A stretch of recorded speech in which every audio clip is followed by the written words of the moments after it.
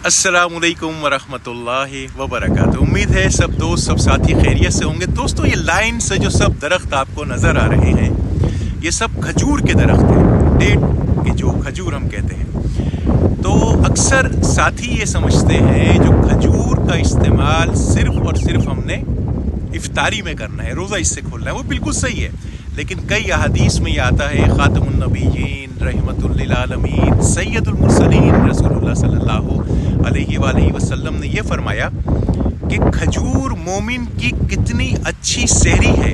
अब इस पर ज़रा गौर कीजिए कि कहने मतलब इस हदीस में हदीस है बहरहाल, और दूसरा खजूर एक अल्लाह सुब्हाना ताला की एक ऐसी नेमत है, मैं कहूँगा कि इसके अंदर क्या चीज़ मौजूद नहीं है, भरपूर ग़िज़ाइयत। आप अगर सहरी में कुछ खजूरें नहीं खाते, खा के देखिए, आप सारा दिन अपने आप को तवाना महसूस करेंगे और आपको भूख नहीं लगेगी और ताकत महसूस करेंगे जिस्म के अंदर। और मोहम्मद अरबी ने जब फरमा दिया कि मोमिन की जो बेहतरीन सहरी है वो खजूर है, तो खजूर अगर इफ्तार में खाते हैं बहुत अच्छी बात है, और अगर सहरी में नहीं खाते तो आज से खाना शुरू कीजिए। फिर आपको खुद अंदाज़ा होगा कि अल्लाह का कितना बेहतरीन हमारे लिए ये तोहफ़ा है कि हम सारा दिन अगर कुछ खजूरें सहरी में खा लें तो अपने आप को तवाना महसूस करेंगे। जज़ाकुमुल्लाह खैर वल्हम्दुलिल्लाह।